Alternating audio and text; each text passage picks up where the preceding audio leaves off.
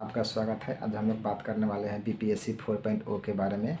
बहुत सारे मेरे साथी पूछ रहे थे कि बीपीएससी 4.0 की तैयारी कैसे करें, तो इसी के रिगार्डिंग आज हम लोग बात करने वाले हैं। तो बात यहाँ है कि इस बार नए अभ्यर्थी शामिल होने वाले हैं, तो उनके साथ समस्या हो रहा है कि तैयारी कैसे करें, क्या पढ़े क्या ना पढ़े। तो इसी के रिगार्डिंग हम लोग आज बात करने वाले हैं। सबसे पहले बात यहाँ है कि आप अपना एनालिसिस खुद कीजिए। इसके लिए आपको एक काम करना होगा कि पिछले जो एग्ज़ाम हुआ है उसका एक सेट लीजिए और उसको पहले आप बनाइए और उसका एनालिसिस खुद कीजिए। देखिए कि मेरा कौन सा सेक्शन वीक है, कौन सा सेक्शन अच्छा है और कितना मार्क्स मेरा आ रहा है और कितना और हमको तैयारी करने की ज़रूरत है। इससे आपको एक आइडिया लग जाएगा कि हमको क्या पढ़ना है और क्या नहीं पढ़ना है।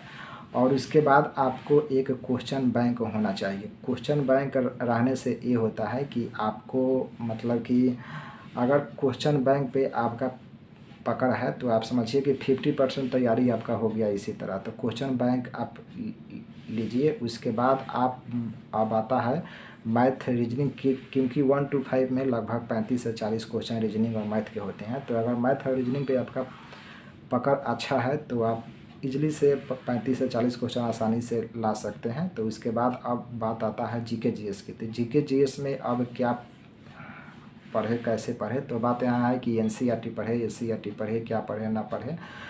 तो खैर एनसीईआरटी एससीईआरटी तो बात तो उसको तो पढ़ना है ही। और उससे पहले मेरा सजेशन है कि अगर आप दृष्टि का क्विक बुक एक आता है, दृष्टि क्विक बुक करके उसको आप ले लेते हैं। और उसको अगर आप लेते हैं उसके बाद एक और आता है book Mahesh Barnwal NCERT one liner. Mahesh Barnwal NCERT one liner आता है। अगर ये दो बुक आप ले लेते हैं तो मुझे नहीं लगता है कि आपको एनसीईआरटी एससीईआरटी पढ़ने की ज़रूरत होगी। तो अगर ये दो बुक ले लेते हैं उसके बाद आप एक साल का करेंट अफेयर्स अगर आप पढ़ लेते हैं अच्छे से तो आपको हमको लगता है कि पीआरटी 1 to 5 में आपको इससे ज़्यादा कुछ और पढ़ने की ज़रूरत है। लेकिन बात अब यहाँ है कि